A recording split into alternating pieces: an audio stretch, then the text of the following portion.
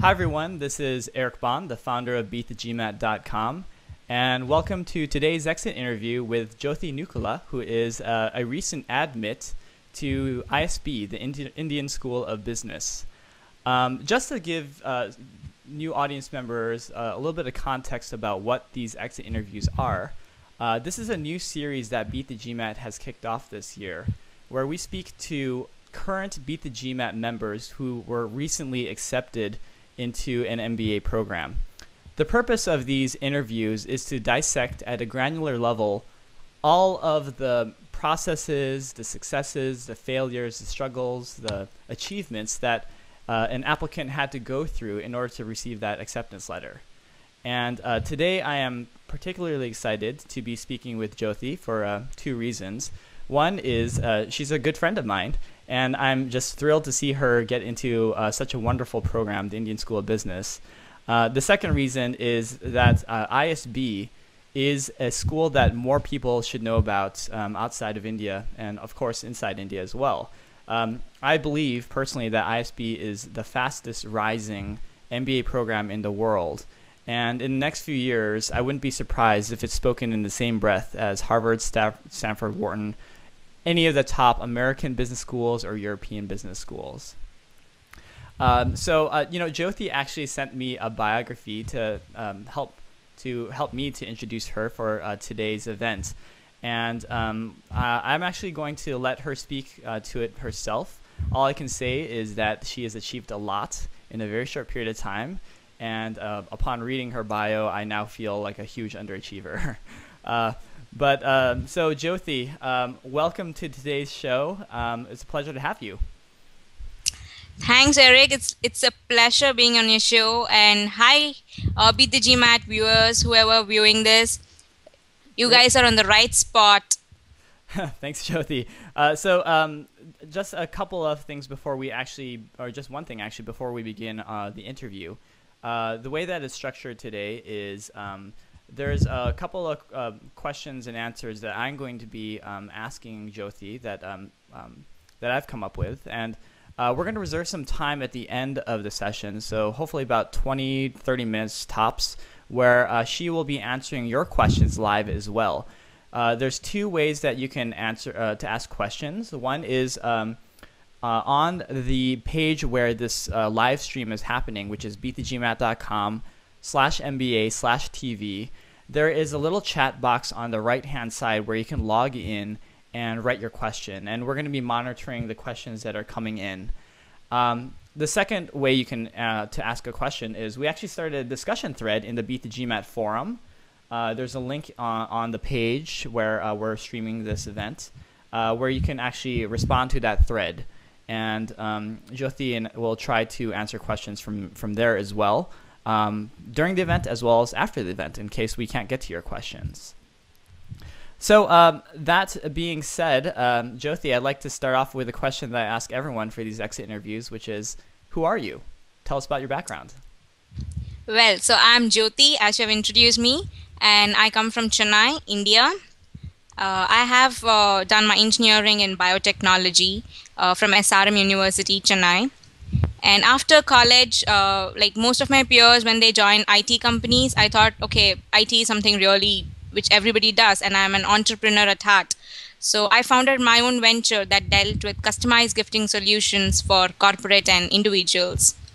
I worked on that for about 1.8 years, and that really didn't take off well for a lot of reasons, which I'll tell you later during the interview. And after that, I moved on to become a moderator during my venture. When I was preparing for GMAT, I became a moderator of Beat the GMAT and eventually became the marketing manager. And I served as a marketing manager for about 5 to 6 months. And this is the professional side of me. The extracurricular part is like I'm a dancer. I'm a classical Kuchipudi dancer. I've given several performances across India. And I'm one of the organizers of TEDx Chennai. I've taken care of the speaker committee, and I have co-founded event called F4, that is Face to Face Facebook Friends, which is a professional networking event that happens every week in Chennai, and that is really popular, and it is spread across the country. It's actually happening in Chennai, Hyderabad, Bangalore, and now it's going international. Boston and Dubai just had their 2 meets, and we got the photos recently. You know, one thing I love about your background, Jyothi, is it is a very non-traditional background, particularly for, I think, the typical, not stereotype, but the typical sort of background I see from Indian candidates on our community is very IT-driven in the past, IT large company-driven. I understand, actually, that you had an opportunity to work for a very reputable IT company when you graduated from college, but you took a very different path from that. So can you sort of talk a little bit more about why you chose this more entrepreneurial route yourself? Yeah, like as you said, I did get a very good job, and all my friends were also taking it. But then during college, I was into gifting, gifting for my friends, or if they were gifting for their friends, I used to suggest as to what kind of gifts they could make, and that really got me excited. And we just had a small mock kind of a thing as to what we do in IT at college, and it didn't really excite me. And what's the point of doing something that everybody else is doing when you have a different idea with you? And I had the risk to take. I could afford to take the risk. I had the guts, so I thought, okay, why not just go ahead, do it? And I went ahead with that idea of mine, which I'm still very grateful to. I don't regret it one bit that it didn't Oh, absolutely become a not. success. I mean, you know, a lot of people actually, I think that the thinking when I sort of recall graduating from college, which was now seems a long time ago, I remember that the traditional path, you know, going to a large company with sort of a near-term goal or medium-term goal, going to business school. The thinking was going to a larger company was going to be a better way to get to a business school, but you clearly shown actually that taking a much more, I guess in your case, a riskier but more entrepreneurial path got you to the same place, to a program where I think many of your peers who are in larger companies want to end up as well. Yeah, correct. A lot of my friends now ask me, what should I do? Since I'm in an IT background, what should I do? So a lot of my friends do find that now the path that I took was actually much better than the path they took. That's wonderful. So let me ask you my second question, which is, why an MBA? Well, as I said, my venture did fail after 1.8 years. So there are a lot of things when a venture fails that you get to learn, and that's even more fruitful than learning when a venture is successful. I learned a lot. So few things were like, I understood that I'm very creative, and I'm very good in innovating concepts. I'm in taking forward the business. But then the places where I lagged was marketing, planning, and these were the things which are very important going forward. Like even if I want to establish a venture next, these are things which are very important. Until unless you know how to market your company properly, you might not succeed the next time too. So there are a lot of other small fine-tuning skills which I needed, and I thought an MBA from a top university will expose me to all the good diverse peers and really good faculty, and make me an all-round individual to take my next venture successful. Yeah, you know, Jyothi, I'm actually going to take issue with one thing that you said, which is how your first venture was a failure. You know, it's interesting because I take a very different view, actually, of what you said, in the sense that I don't view it as a failure at all. In fact, in Silicon Valley, where Beat The GMAT is based, a quote-unquote failed startup is actually considered a badge of honor here, in the sense that, you know, it's a mark of someone who took a big risk, went all out to make the venture happen, and although it didn't succeed as a business, there was a great deal of learning that took place in the process of running that business, and learning also in understanding personally like what kind of gaps were still missing in terms of skills that you can shore up and then apply for your next venture. You know, I did have a question, because I always thought that this sort of cultural acceptance of entrepreneurial failure was unique to Silicon Valley. You're based in Chennai, which is in a lot of ways parallel. India has a lot of parallels to Silicon Valley in terms of the talented workers. Like I argue, very entrepreneurial culture in some ways too. But yeah. Is there sort of a similar sort of badge of honor over there for, I guess, a quote unquote failed venture? Well, I think here it's all about perspective. Like as I said, I don't view my venture as a failure because I learned a lot out of it, and it all depends on what the individual wants to do in the future, right? So if the individual wants to mull about the same thing, there are people over here who do that, but there are a lot of people here who have gone past that venture failure and learned from it and moved ahead. There are a lot of entrepreneurs over here. So I think if an entrepreneur has to be successful, the mantra behind is you should never be bogged down by failures. That's the first thing being an entrepreneur we should know. So it's universal. I think there are a lot of people here who look past their failures and move ahead. Yeah, no, and absolutely. I have a lot of role models like that, and that's the reason I am able to move forward. Yeah, and if anything too, I mean, I imagine the stories they had in running La Exotica was great material for your ISB application, and actually making a strong case about, here are the skills I need that ISB can provide to prevent a repetition of the past, I suppose.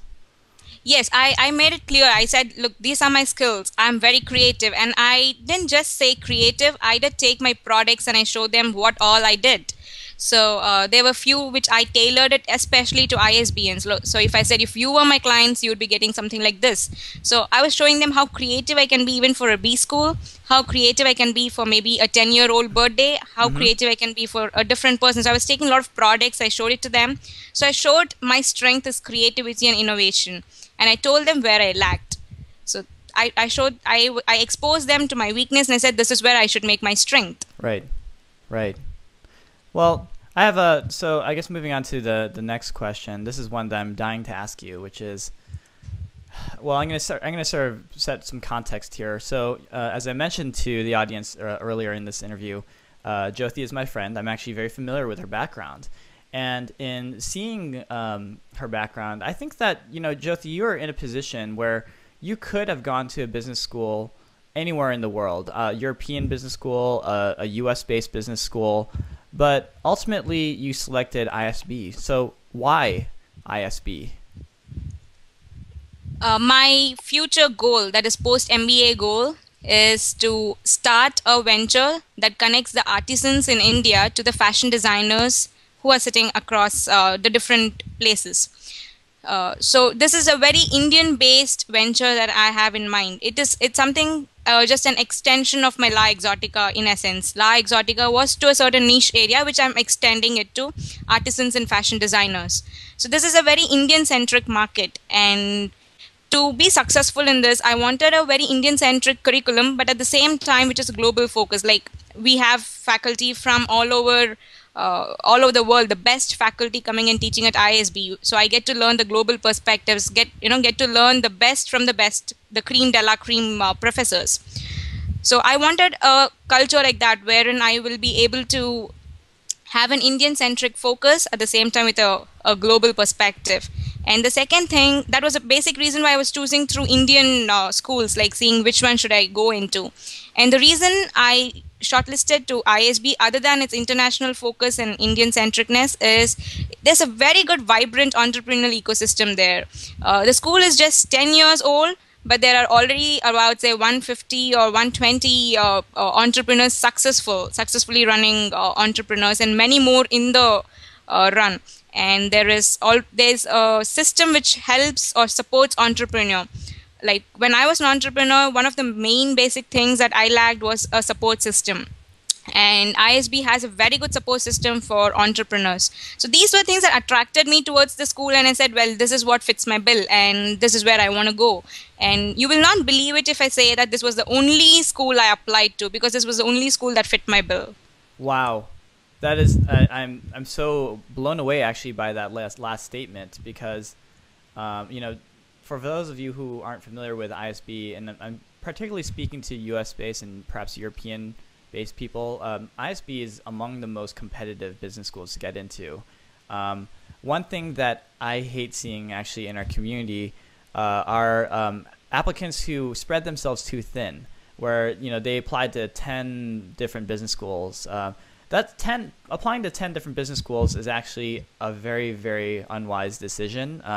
You need to do your research and narrow that down to 3, maybe 4 business schools. That's what I normally recommend. But Jyothi, I mean, you're such a great example of someone who clearly did your research, understood what you wanted, and then identified the best fit school. And I mean, in some ways, I actually would never recommend someone to just apply to one super competitive business school, but you did it, and you made it happen. So kudos to you, because that really shows that you did your research and really made a good case that it's a good fit both ways for you and both for ISB. Yeah, I'm really glad that it really turned out, because a lot of people were asking, what's your backup? And I said, no, this is the only place I want to go. So if I go, I'll go here. So, I mean, it's I want to sort of dive a little bit more too in terms of how you discovered or how you went about researching that ISB was the best fit program for you. I think that when people are selecting schools, it's really daunting in the beginning to figure out, how do I go about even researching this in a meaningful way? I mean, do I go to just the school websites? Do I talk to people? Can you talk us a little bit through about how you made your decision process, or your research process, even more granularly to get to ISB? Yes, it was very daunting for me, because there are like so many schools. I didn't know which one to even start with. But it has to be a mix of everything. Just going through school websites is not going to get me anywhere. So I was networking a lot. I was talking to Harvard students, I was talking to Stanford, I was talking to Indian School of Business as ISB students, I was talking to a lot of schools, I was talking to them, and I was trying to identify if this fit my bill. And I was also constantly monitoring the news and seeing what are the updates that are coming up, going to MBA fairs, which was being held in India, in Chennai. So it is like, it has to happen as a balanced perspective. Like, just one thing will never get you anywhere. So I was sure what I wanted to do in future. So I think that is where most of the applicants fall short. Like, they don't know what they want to do. So they end up thinking like, so how should I select my school? But if you screen down, like, I know that I want to be an entrepreneur after ISB or after MBA. This is what I want to do. And what am I going to do in being an entrepreneur? I'm going to do something in the field of like fashion designing and connecting them to artisans. Okay, so it's an Indian-centric program. So now let me start looking at schools which are very Indian-centric. And then it narrows down. It's like a funnel, right? So you use the funnel system. You start seeing what are your priorities and then put the schools across. And then you will see that you will start getting very few schools at the end. And for me, since I was very particular about what I wanted, there was just one school or maybe at the most 2 schools. But then I wanted ISB the best, so I just applied to that. So the best way to go about is first understand what is that you want out of a school. What is that you want to do an MBA for? It's not a fashion, it's not a trend that's happening, but then why do you want to do it? You're spending 2 years or 1 year and so much of money, so why do you want to do it? And once you answer that question honestly, you will be able to funnel down your schools really fast. Gotcha. So I guess the way that I'm sort of interpreting what you're saying is almost 2 things. One is first starts with understanding your own personal motivations and having a very, very crystal clear reason for yourself about why really business school. I mean, just starting me-centric of like, you really got to make the case for yourself. And then I'm also hearing a lot around just you have to be so thorough in your research during the school selection process so that you can apply only to the schools that are a good fit for you. Yeah. For those people in the audience who have seen the other exit interviews in the series, and I'm talking about Samir Khan, who's now attending MIT Sloan, as well as Jennifer Hu, who's now at Ross at the University of Michigan, you'll notice that there's a common theme happening with all of what the interviewees are saying. Jyothi, you're saying the same thing right now. It's just you need to go above and beyond in your research. like the difference is just clear goals and lots and lots and lots of research. So I mean, this is not an easy process by any means. It's just you have to put in your time and the effort, and then but it's worth it. And clearly, Jyothi, you showed that it's worth it. I do have another question related to ISB in particular, and this is actually for international students. So I'm going to put you on the spot here, Jyothi, because this is not a question that I'd sort of prepped you for at all. But let's say that I am a U.S.-based person interested in business school. Why should I be interested in going to business school, going to ISB if I'm based in the United States? What is there sort of a specific profile person of a international applicant that you think would fit really well for ISB? Well, there's no particular profile for international applicants that will really fit. It's all about why you want to do it. There are a lot of friends of mine who are sitting in US and who are coming down to ISB for the core reason that Asia economy is really growing and they want to be a part of it, and they want to be in the future of be in the development of Asia. So they're coming down to ISB. But otherwise, I really don't see big difference between coming down here or there. It's like this is a top school which is located in India. That's the only difference. So I'll put the same question, saying it's all about if you find the school fit for you. Like the school is very good in entrepreneurial, encourages a lot of entrepreneurs, and it is good in consulting. It is good in a lot of other things. So if you think that this school fits you and you fit the school, then you have to apply no matter where it is. And all of us stand a fair chance. There's no special leeway given to international students, or there's no special leeway given to Indian students just because we are from India. So there's no special leeways given anywhere, but it's all about finding the right fit. The school is just located in Asia. That's the only difference. But the other good thing is the Asian economy is really booming. So you get to be part of a booming economy, and a lot of reforms are coming up. Entrepreneurs are getting a lot of leeways here in India, Asia, to start up their own businesses. So any person who is looking with an eye towards Asia, maybe venturing or maybe even working in that environment, will love to come over here. That's great. Can you tell us a little bit more about what Hyderabad is like, where ISB is based? Well, Hyderabad is a vibrant city, very lovely city. It's a very it's a place where in two sides, it's like you can see the old ancient India, which was ruled by the Nawabs. There's something called Charminar and Golconda Fort there, which was built by the Nawabs. Nawabs are the kings who ruled India before, and you can find the charm of the ancient India there. At the same time, it's a very vibrant city. You'll find a lot of malls, it's a very nice seamless integration of modern with ancient India. So you get to experience both there, and people are really nice, very sweet. And anybody visiting Hyderabad, please don't forget to try the biryani at Paradise. It's like the awesome in this whole country. So you have to try that there. Sounds pretty good. Okay, I'm gonna switch the direction of this conversation now to talk about the tactical stuff, about your actual application process now. And let's start from the beginning. Let's talk about your GMAT prep strategy. Can you walk us a little bit through how you went about approaching your GMAT studies? Yeah, I basically believe that I needed a coaching center to prepare, because I'll get to meet peers, I get to ask my questions. So I went for a coaching center here in Chennai called GMAT Toppers, and so I made a lot of good friends with whom I was constantly having my preparation. At the same time, I was preparing a lot on Beat The GMAT. My username is Fibonacci, so if anybody can go and see, you'll see loads and loads of posts of mine there. So I was preparing a lot on these forums, and I understood my strength is in quants. So I just gave 10% of my preparation there, and I knew my weakness is verbal, especially SC and CR. So I practiced a lot on these particular weaknesses of mine.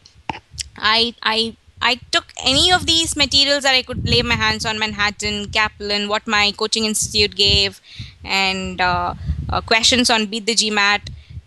Whichever question I could get, I used to start, I used to just literally pounce on it and start working on them. And I took a lot of mock tests. I think that I have to emphasize. Every week, I think I used to take so many mock tests and analyze where I'm going wrong, and then finally sync it up. If I have questions, I used to post it in the community. I used to take it back to the class and then get it clarified. My preparation was mostly based on mock tests. I think that was how I'll say it. Most of my fine tuning happened during the tests more than preparing it on rote theory. And just to clarify again, which mock practice tests did you use? From what sources, I should ask? I used from Kaplan. I used from Manhattan. I used the tests of my coaching center. I think these were the main key tests which I used. I used Veritas tests. These were the key tests that I used. Okay, and just to clarify, you said you took a lot of mock tests. Can you, like, roughly how many of those were? How many mock tests did you take? Clearly, like full set tests were something like about 15 full set tests, 15 to 20, some of them like that, because some I used to break in between or maybe use it just for stamina sake. So 15 to 20, but my institute did give few paper tests also. Gotcha. So that again, about that, another 15. But wow. It wasn't full. It wasn't like one shot. I used to take section wise test. I see. Okay. Yeah, I mean, this is actually a bit of a controversial issue in the Beat the GMAT community. So I'm actually with you, Jyothi, in the sense that I'm a big believer in taking lots of practice tests. The reason why is personally, I don't think that I don't know if it necessarily trains me to do better in understanding concepts, but I find that the value of the practice test is that it provides the simulation, because taking the GMAT on a computer under time circumstances, it just feels weird. It just feels really out of your comfort zone. And it took me a long time myself to just get used to taking a test on a computer under timed conditions and just feeling like I get a good rhythm going through the test. And so, like you, I took a lot of practice tests, and that was the way that I was able to overcome it. And there have been actually a number of vocal members as well as experts who say that it's overkill. But at the end of the day, it really just comes down to the individual and what you think is best for yourself. Yeah, perfectly. And the reason I believe it works is because, as you said, the simulation is very different. When I sit with just one question, I'm able to answer it very easily. But when that question appears on, say, 35th or the 30, or maybe say 25th or 26th question, I tend to make some silly mistake, or somehow the strategy just doesn't click in the mind. Maybe because I haven't been sitting down for such a long time during my practice. So when I actually start practicing, my body starts syncing up with simulating the test, and my brain starts to function better. I mean, I get the stamina, just like how to run a marathon, you need to take little by little practice and take a stamina test. This is similar for your brain. I love that. I think that's the perfect metaphor, Jyothi. I mean, the GMAT, I mean, it's not the longest test in the world. It's about 3.5 hours, but it is long, pretty long, and excruciating mentally. It's exactly like a marathon. And, when you're training for a marathon, I've done this before, you got to do those 15-mile runs a couple times before you run the 26 miles.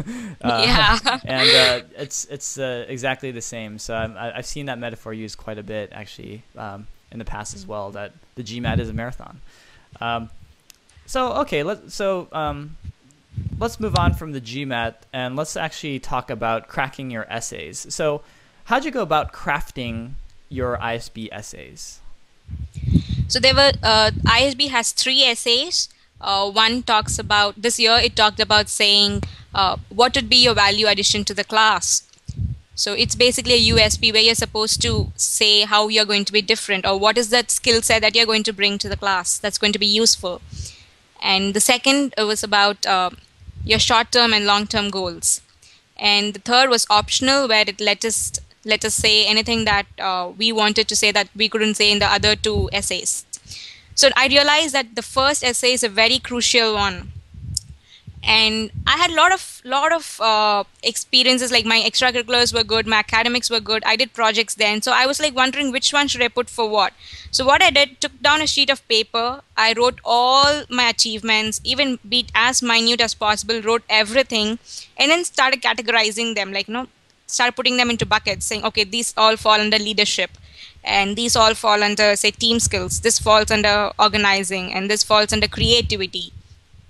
So once I put things in bucket, and I start weighing each bucket. Okay, which is that one which actually is more in terms of impact and which is more unique to me.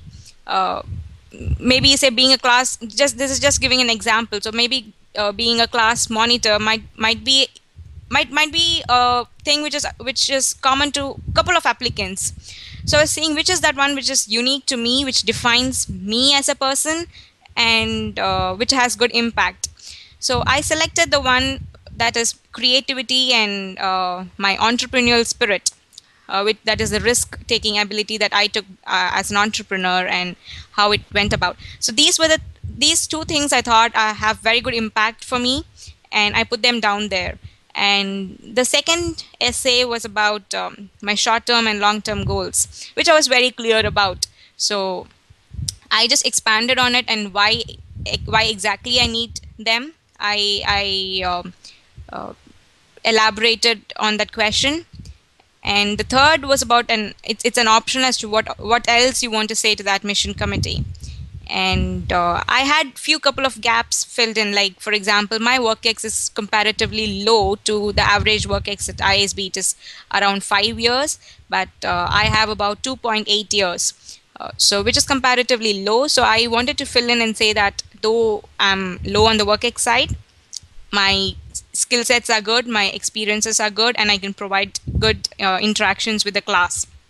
So I showed a couple of examples where I did, and that is where this bucketing helped me, because I could pick the right example and throw in there for the short, crisp amount of words given. ISB has 300 words in every essay, which is like really, really short. So you need to make a very tight essay, which is really crisp. So yeah, I love your suggestions around bucketizing categories of characteristics. I think this is a step that most people skip, actually, when they first approach their application essays. Just taking some time to just write down some characteristics that you want to highlight, and then sort of bucketizing your achievements or stories to those characteristics like leadership or creativity. It helps you so much to do that pre-work. I know it's a pain in the butt sometimes, but it's absolutely some great pre-work that'll make the writing process actually much easier. Yeah, more than the right, there's one more thing which is really important, which people usually skip, is showing it to a lot of people who know you. When I showed it to my friends, they said the first essay, the first draft, they were like, no, this doesn't even sound like you. And then I had to rework on it, and I showed it to a lot of friends of mine who are very sound in knowledge and who can judge properly and who know me really well. And at the same time, I showed it to a couple of ISB alum too, to take in their perspective. And I took my own weight decision, like which is the right one that will fit. So the first draft was really horrible, so it went under a lot of iterations. I can tell you at least about 5 to 6 iterations before I got the right one, and then I said, okay, this is the perfect tight essay for me. Mm-hmm. So you have to show it to people, take their opinions as to what exactly is their feeling, because at the end, when you write 300 words and when you read it, for you it might sound convincing, but for the other person the same theme has to come out. So the thing I used to do was I used to give it to ISB alum, and I say, after reading this, at the end of the third essay, if you have to put 3 words that come to your mind when you hear my name, what would those be? And I used to see if those words center around the theme which I want to show, like leadership and creativity. If these words come out, then yes, my essays are convincing and they are telling the right point. They're showing the right perspective. But if if they are not able to find the right words, or if they pinpoint some other word, then it means I need to work on my essay. So this is one more technique that people can use. You can show it to people who really don't know much about you and ask for 3 words that they can get from your essays, and that has to center around the theme you want to present to the committee.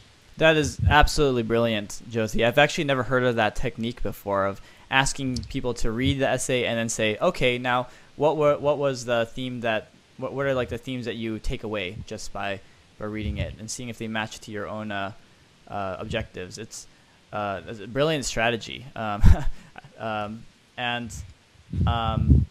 I think that, yeah, so take notes, everyone. I think everyone should adopt something like that.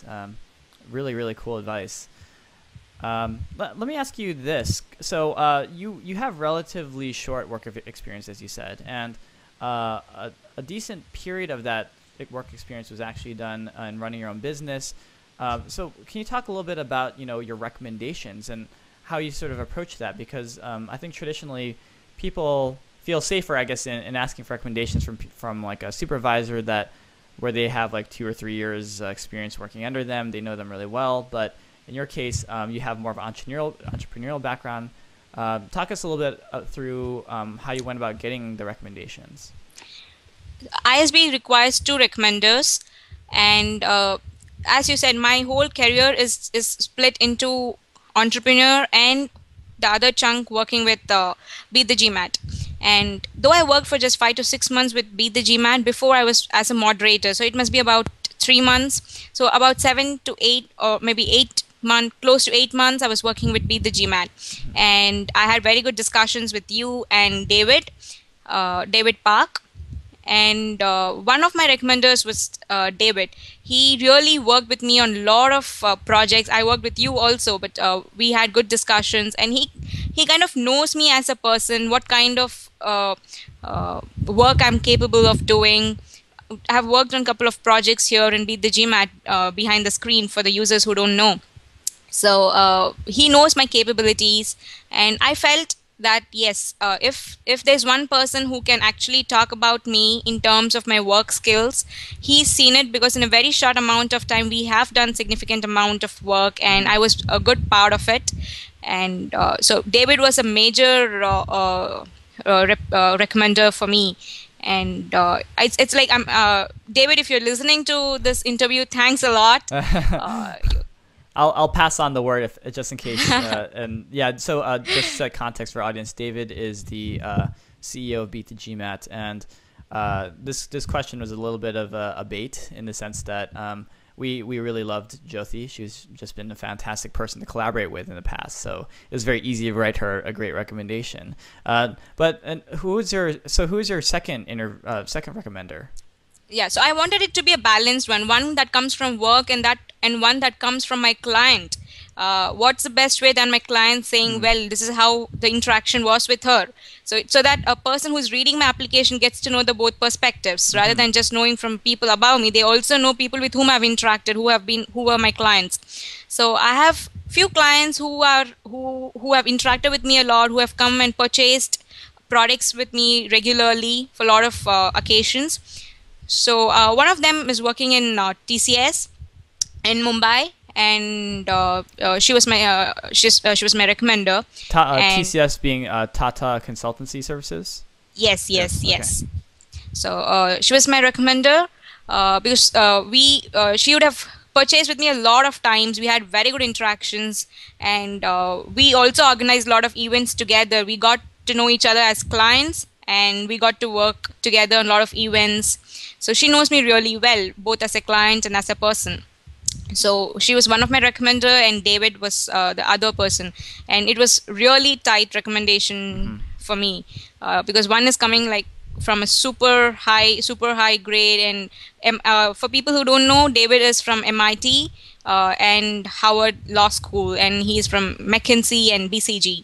So it's like super super cool profile. So one is coming from a person whom I've worked with and who has a super cool profile, and the other one is from a client with whom I've interacted with. Very cool. That's definitely a really nice balance. I think pretty unique too. I think more people should think about seeking a client as well.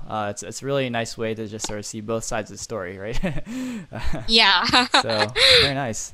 Well, clearly the essays, your resume, your background, your GMAT score, it impressed the ISB community enough to invite you for an interview. Would love to talk more about what your ISB interview experience was like. ISB interview experience is very chilled out. There's no stress kind of interviews. It's very chilled out. People sit down. The interview happened at ISB Hyderabad, and I went there. And in my panel, there were three people. One was from AdCom, that is Admission Committee, and the other two were school alumni. It was pretty chilled out. We just had to sit down, and then it was very conversational kind of an interview, just like how we are having right now. And in between, they were like, do you want a cookie, kind of a thing. So it was that conversational, and it was so chilled out. And my main focus was on my entrepreneur, because that makes a big chunk of my process or my essays. So they were asking about why did it fail in the first instance, and what exactly is this La Exotica or went about, and what is this gifting solutions concept. So I did a quick run about the concept, and I had few brochures to show. In fact, I said, if you were my client, I would be designing something like this for you. And I took cufflinks which had ISB logo engraved on it, because every ISBN loves his school much better than anything else in his life. So I said, this is one thing which any ISBN can relate to, the logo of ISB, and what best than having it on your cufflinks. And I took few products that way, and few products that I had made for my clients. I took photographs of them, and they absolutely loved it. And moving on from my entrepreneur venture, they asked me about my work at Beat The GMAT, what Beat The GMAT is, and how it is different from Pagal Gaya, which is existent in India, and who are our competitors, and so a little bit to focus on Beat The GMAT and what work I did, what's the role, how many people are there, and is it a startup or is it a full-blown company, how is it operating. And other than the focus on Beat The GMAT and entrepreneurial venture, the next focus was on post-MBA goals. That is, what is my MBA goal in the future? And I articulated very well, I started giving my competitors who will be in the field. And I even said the model that I'm going to take, that is, there's a company called Lee and Funk, which basically orchestrates between different agents. So I said, this is the model that I'm going to employ, and what's the market size, and what will be my share, and at what point of time with this marketing model, at what point of time I will achieve what. So it was a very detailed model that I gave it out to them. And from there, they went on to extracurriculars, and I got this into notice that I'm a poet too.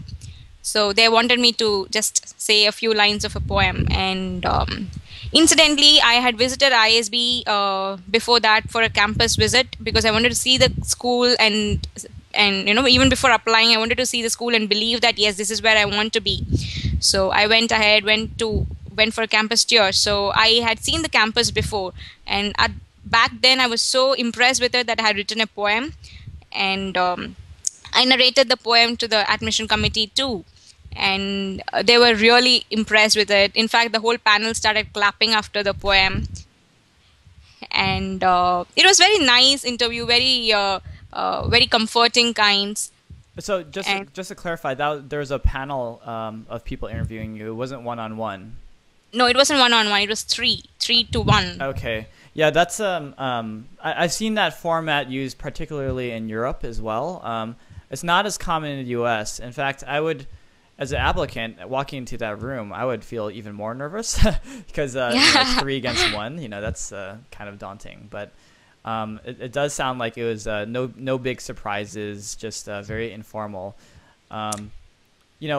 Jyothi, one thing that I'm very impressed with actually is the fact that you brought artifacts into that interview, just like showing some of your examples of your work.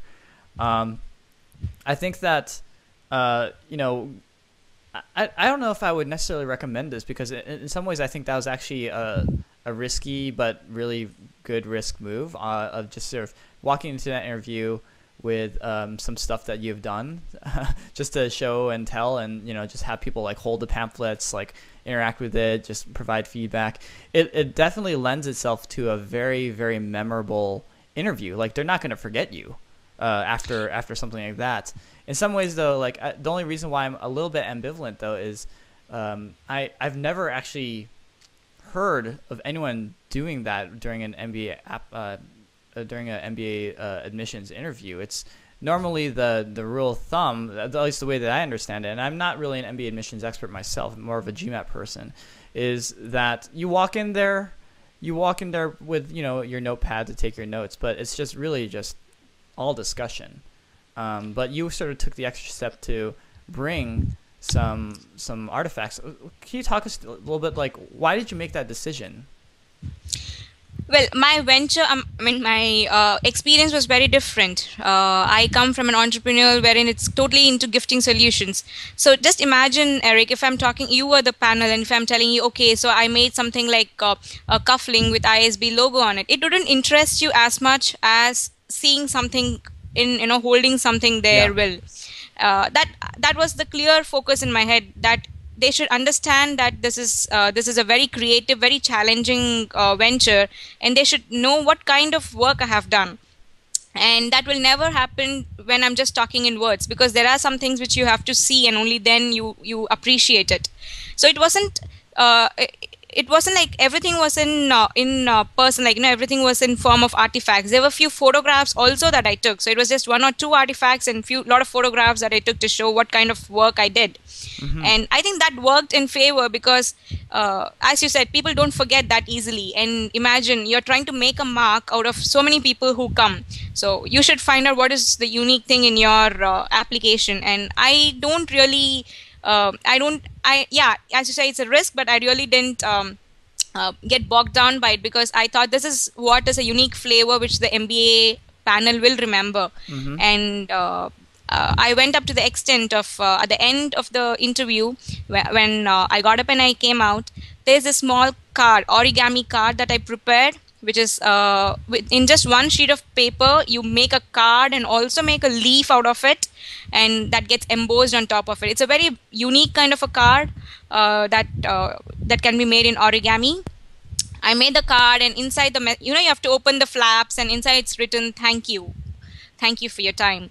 So Wow. I gave the card to the panel, and trust me, they loved it to the core. I think that is where they saw my passion for my venture. Yeah. Because I'm showing my passion in what I do, and saying that I'm creative, rather than telling that I'm a creative person. I'm making it come from them. I'm saying, look, this is what I've done. So they say, wow, you're very creative. Great advice. I mean, just showing and not telling. I think that's you've actually sort of nailed a really good strategy of, you know, when you walk into an interview, you basically need to leave one message and takeaway. It's that I'm awesome, and that, like, I'm awesome, and that I'll be awesome for the school. But you can't say that explicitly, because you'll come off as an arrogant bastard. But you know, but by showing, like, you know, I'm awesome through, you know, like, look at the things I've achieved, or look at the deliverables that I've produced through my business or through my projects, and having them come to that conclusion is just a tremendous strategy. So for those of you listening out there, take some notes. I think that Jyothi has had a very great approach to being memorable in her interview by just bringing a couple of artifacts to the interview, just to show, you know, here's some things, by the way, that I brought.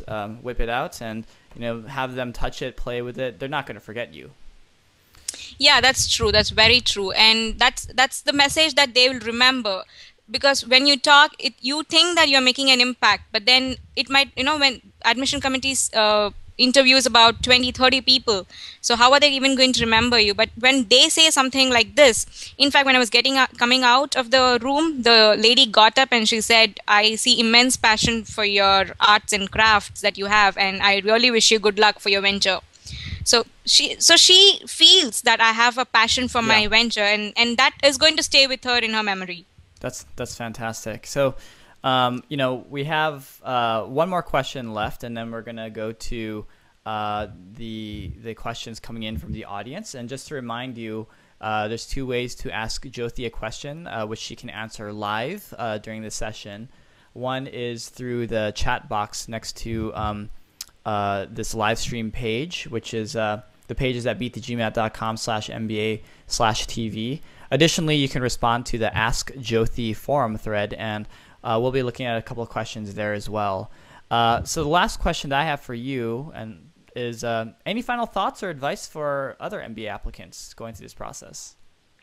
Yeah, one important thing which I figured out was all of us give very huge emphasis on GMAT, thinking that yes, GMAT makes or breaks your score, your chances into an top B school.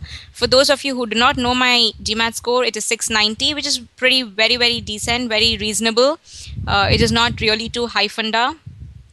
So GMAT score is just a part of it. This I realized during my application to ISB. Though a lot of alum were coming and telling me that GMAT is just a part of it, you don't have to worry, just make it a tight application, but I was not really paying much attention to it. But I realized that GMAT is just a part of it, because I know a lot of friends of mine who have 750, 760 as their GMAT scores and still haven't made it through ISB, whereas I, with 690, I have made it through. So it is not just about your GMAT. You just don't worry too much about it. It is just a part of it, just like how every admission committee says, they mean it. It's just a part of it. There are a lot of things that they look into. They look into extracurriculars, they look into work experience. So academics, make your impact there. So just make a balanced essay. Don't really bother too much about one particular thing. Jyothi, how could you?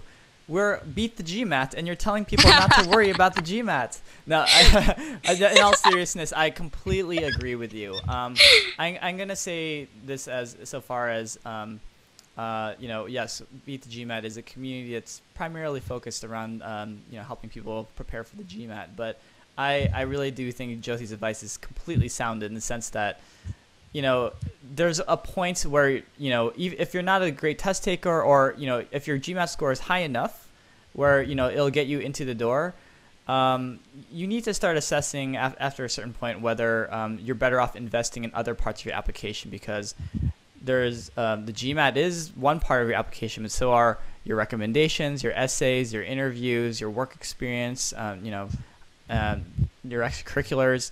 There's so many factors. It's not just that one number. So I think it's a good reminder for everyone. Yeah.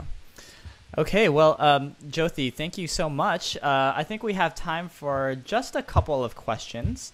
I see one coming in just now from KVCPK, a legendary Beat the GMAT member as well. KVCPK is asking through Twitter, hey Jyothi, congrats. Just curious, any reason you picked the GMAT over CAT? So before you answer that, actually, just for people outside of India, CAT is actually, I'd argue, a much more hardcore version of the GMAT that is offered within India specifically. So why the GMAT over the CAT, Jyothi? Well, I did give my CAT right after my college. But the reason I moved on to GMAT is after college, when I gave my CAT, when I didn't clear it, and by the time I wanted CAT, for those who do not know, CAT happens just once a year. So one time you really don't crack, so you just have to wait the next year to crack it. So by that time, I had gained considerable amount of experience, like 1 year of experience, and I had my venture in shape then, and that was not the right time for me to make the move. So I thought my venture will actually go ahead. So I didn't focus much on giving GMAT or CAT at that point of time. I was looking more into making my venture kick out, and by the time it became like 1.8 years, and the venture didn't really move, and I thought, okay, having 1.8 years and going for CAT, because CAT is mostly most of the freshers take CATs, and people who sit in IIMs or most of the Indian B schools, most of them are freshers, unlike international schools where you have a good mix of freshers as well as experienced people. I mean, very less mix of freshers, but more of experienced people where are able to learn better. And the second thing is, I'm going there especially to learn about fine tuning and learning different perspectives, various views on how to go about handling a business, and how to approach a particular situation from different perspectives. And for that, it requires experience and handling different kind of work cultures. Like, for example, in my current batch, you have somebody who is from ISRO, who is a space scientist. You have somebody who is already a huge entrepreneur. He's a gaming consultant in India.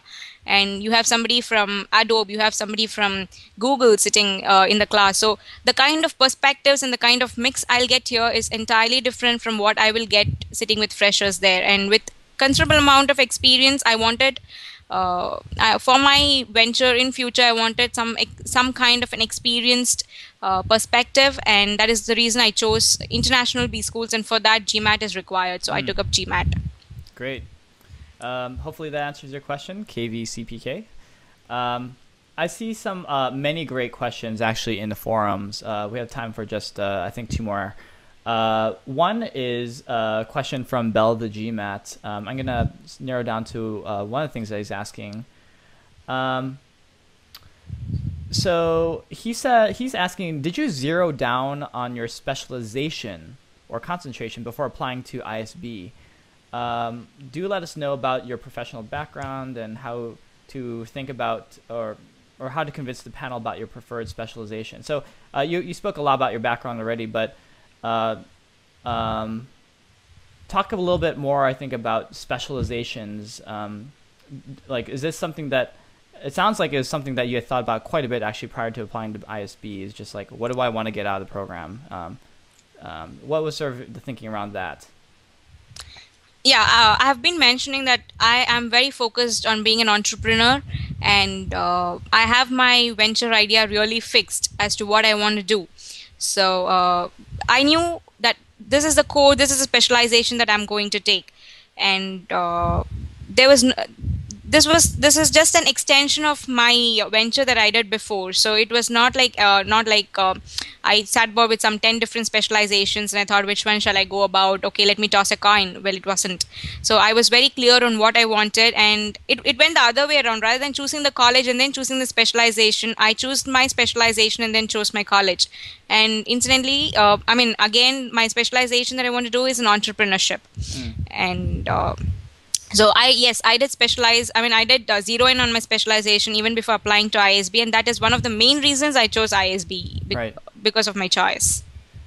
I see another great question in the forums. Oh, by the way, KVCPK has responded and saying, thanks, Jyothi, you're amazingly brilliant. So I guess he did like your answer to the previous question. Thanks, KVCPK. I see a really good question from Mohammed Akasam in the forum. He asks about career switching. So ISB, for those of you who are not familiar, it's a 1-year MBA program, not a 2-year, but like most U.S. business schools.